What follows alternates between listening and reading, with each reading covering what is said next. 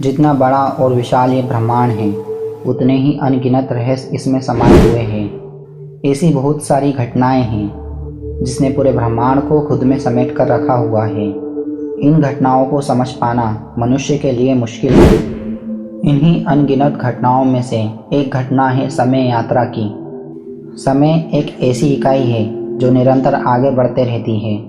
बीते हुए समय को ना ही वापस लाया जा सकता है और ना ही हम समय में आगे जा सकते हैं, लेकिन समय समय पर ऐसी घटनाएं और व्यक्ति सामने आ चुके हैं जो ये दावा करते हैं कि उन्होंने समय यात्रा की है।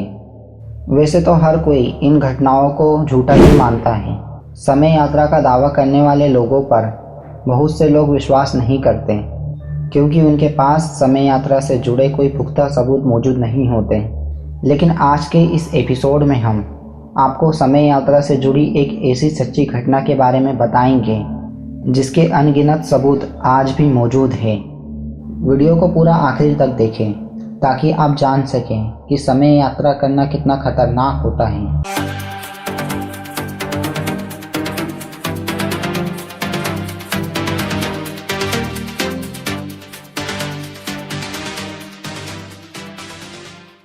आज से तकरीबन 70 साल पहले जून 1851 की मध्य रात में न्यूयॉर्क टाइम स्क्वायर पर सभी लोग अपनी रोज़मर्रा में व्यस्त थे। तभी अचानक 11:15 पर एक घबराता हुआ आदमी सबों को दिखाई दिया।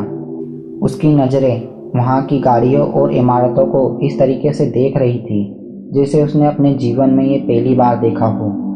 वहाँ पागलों की तरह सब चीज़ों को देख रहा था। उस व्यक्ति के हाव भाव से ऐसा जाहिर हो रहा था कि उसने अपने जीवन में इन सभी चीज़ों को पहली बार देखा है। उसने बहुत ही पुराने ज़माने के फैशनेबल कपड़े पहन रखे थे। वो इतना घबराया हुआ था कि वो भागने लगा। वहाँ घबराते हुए सड़क के किनारे तरफ भागा। तभी सामने से आती हुई कार से उसकी टक्कर हो गई, जिससे वो व्यक्ति बुरी तरह से घायल हो गया और कुछ समय बाद उसकी वहीं पर मौत हो गई। इस घटना की सूचना मिलते ही पुलिस भी वहाँ तुरंत पहुँच गई। जब पुलिस ने उसकी तलाशी ली तो उसके पास से कुछ बेहद अजीबोगरीब और हैरान कर देने वाली चीज़ें बरामद हुई, जैसे कि 5 सेंट की बियर के लिए तांबे का टोकन, एक घोड़े की देखभाल और एक गाड़ी की धुलाई के लिए एक बिल जिस पर पता लिखा था लाइब्रेरी स्टेबल, लेक्सिंगटन एवेन्यू, जो उस समय 1951 के किसी भी एड्रेस बुक में यहाँ मौजूद नहीं था। पुराने नोटों में लगभग $70। इसके अलावा एक बिजनेस कार्ड भी मिला जिस पर नाम लिखा था डॉक्टर रोडोल्फ फेंच और एड्रेस 5th एवेन्यू न्यूयॉर्क। साथ ही साथ उसके पास से एक लेटर भी बरामद हुआ जिसे न्यूयॉर्क से फिलाडेल्फिया भेजा जाना था, और उस लेटर पर सन 1876 की एक स्टाम्प भी लगी हुई थी। रोडोल्फ फेंच नाम के इस व्यक्ति के पास से बरामद हुई सभी चीज़ों में एक बात तो खास थी। वहाँ ये थी कि ये सभी चीज़ें पुरानी होने के बावजूद भी बिल्कुल नई हालत में थी। इस केस की छानबीन का जिम्मा कैप्टन ह्यूबर्ट को दिया गया। जब कैप्टन ह्यूबर्ट बिजनेस कार्ड पर दिए गए एड्रेस पर पहुँचे तो उन्हें वहाँ पर एक ऑफिस मिला जहाँ के लोग रोडोल्फ फेंच नाम के कोई व्यक्ति को नहीं जानते थे। कैप्टन ह्यूबर्ट ने उस समय की सभी टेलीफोन डायरेक्टरी और एड्रेस बुक को चेक किया, लेकिन उन्हें इस नाम के कोई भी व्यक्ति का अता पता नहीं मिल सका।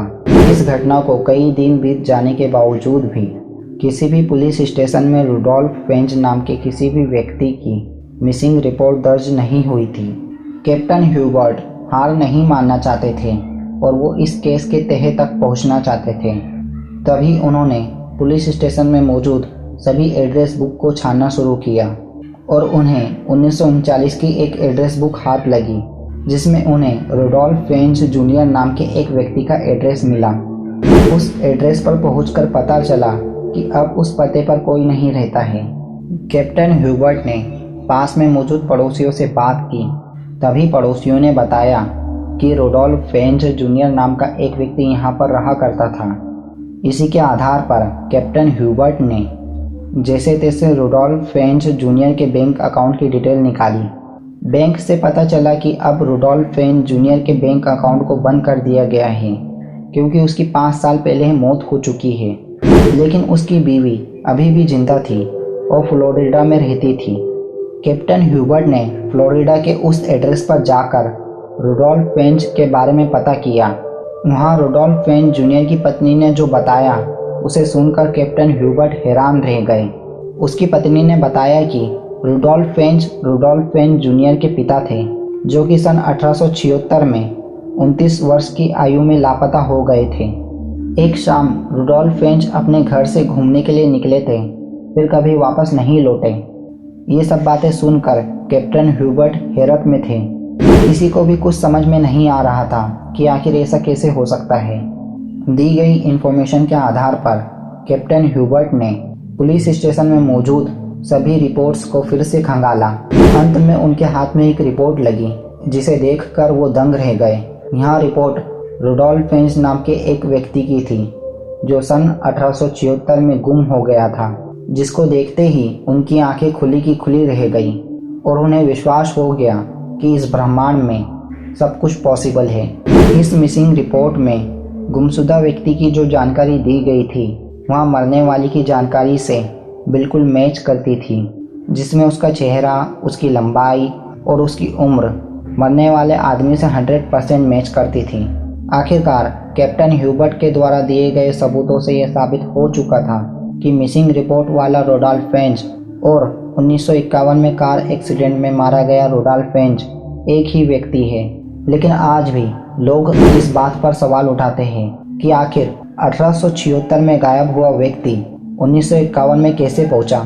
उसने किस तरीके से टाइम जंप किया जो कि 75 साल था। आखिर उसने कैसे 76 साल आगे आकर भविष्य की यात्रा की, जो अपने आप में एक बहुत ही बड़ा आश्चर्य है।